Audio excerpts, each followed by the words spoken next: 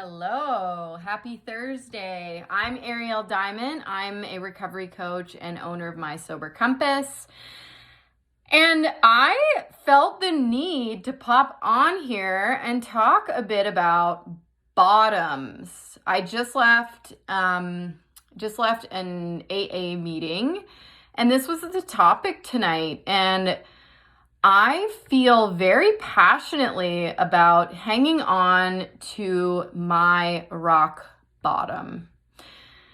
I had a conversation with my counselor this week about something that happened, and I explained to her like where I was sitting when I had this realization. And she told me, Ariel, if you're sitting and remembering exactly where you were at a certain moment in time, then that means that that moment in time is really significant. And it took me like this week to really reflect on that.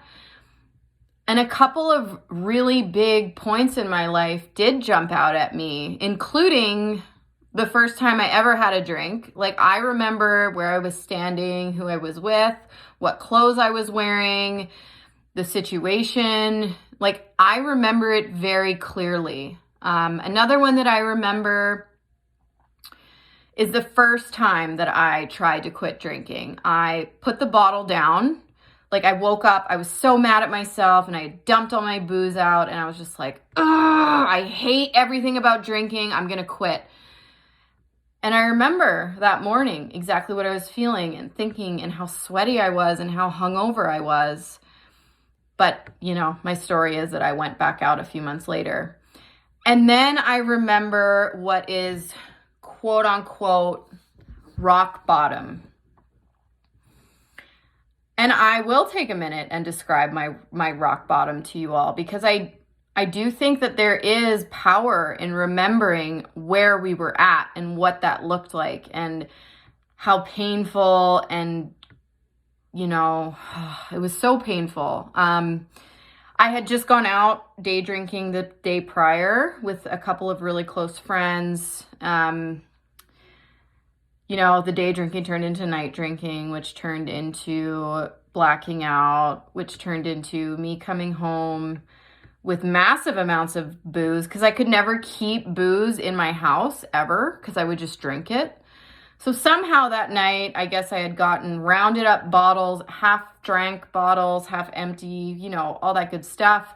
And I got home and I just took it to the face. There's no really elegant way of describing it.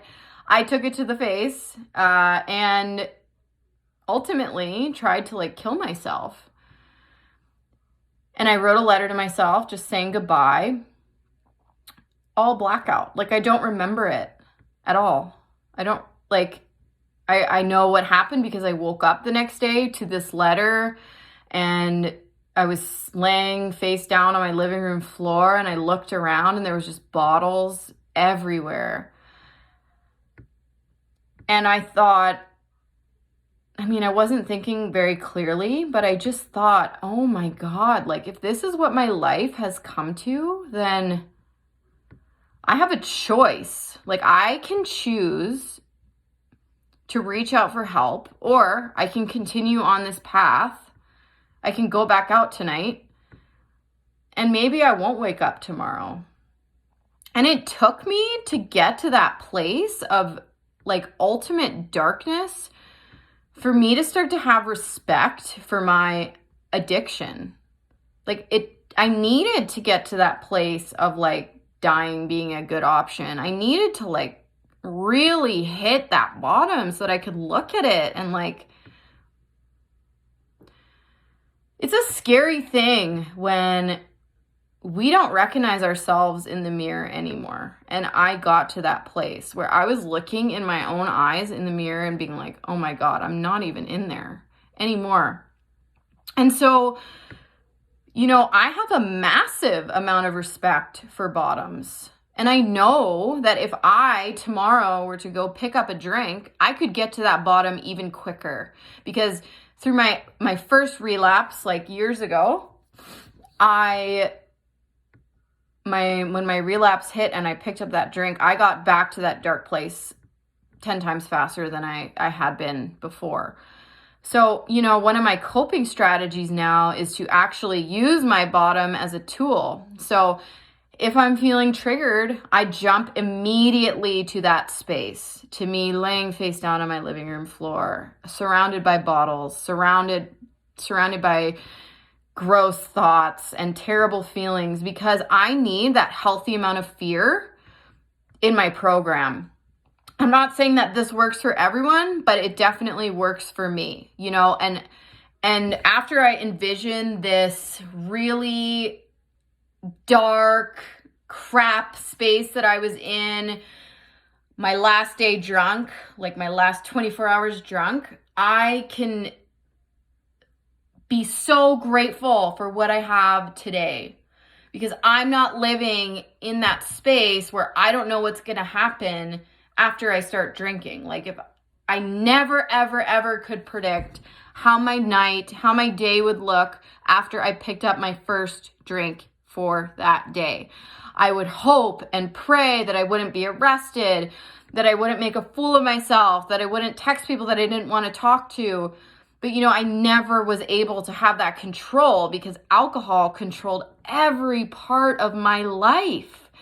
So today I am grateful to look at my bottom, and I'm grateful to have an idea of, okay, at least, today I'm not going to mess up. I'm not going to drive drunk down the street, or I'm not going to embarrass myself in front of a group of strangers, or I'm not going to go missing for a few days, because I'm making that conscious decision now in my recovery to not drink. And every day lines up. Like, I'm coming up on 5 years, like, this is so, I couldn't even string together like 5 hours before when I was drinking.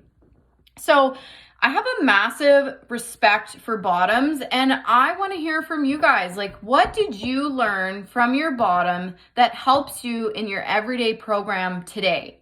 I'm really interested by this, because I feel like, yes, there is a big difference. If you go to a meeting and someone's like living in the past and glorifying alcohol or glorifying their drug use, and they're talking about their bottom and like in kind of like that I miss it tone, that's drunkalogging or drugalogging, when we're still romanticizing that feeling. But if we can look at our bottom and actually look at, okay, what did I learn from this?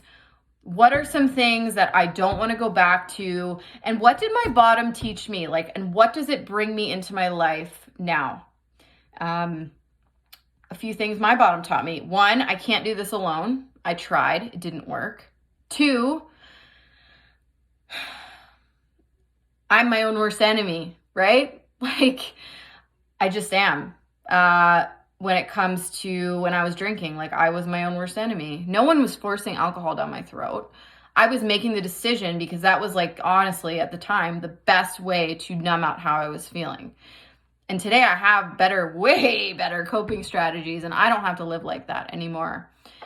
And 3, my bottom could always get worse. Like, I'm not immune. No one has a perfect program. Once we get into recovery, yes, like, we can keep it, but we have to keep working at it. And it's like a gym membership, right? Like, we want to stay in shape. I went back to the gym today, so I'm feeling a bit gymmy. But if we want to get in shape, we got to go to the gym, and we got to keep up with the program. Same like recovery. If we want to live a recovery lifestyle, then we got to work at it. So whatever works, right? Like meetings, getting a coach, getting a sponsor, working a program, like all of these amazing different options, just putting a program together that works for you in your life. That's it. So yeah, I'm ending this video. I just want to say, if you're experiencing a bottom right now, I just want you to know it can get better. And if you're interested in learning about what that looks like, I would love to get on a call with you. I'm going to put the link below if you want to schedule a free 50-minute call with me and talk about what your recovery plan could look like, because there's just so many different options out there. And I'm so excited because I don't live in that space anymore when I'm waking up face down. I don't live hungover anymore. I live free from alcohol, freedom of choice, like freedom to pick who my friends are, freedom, what energy I want to allow around me. It's just so powerful and so important. And yes, we can do this together. Okay, so I hope you guys have an awesome evening, and yeah, we'll chat soon. Bye.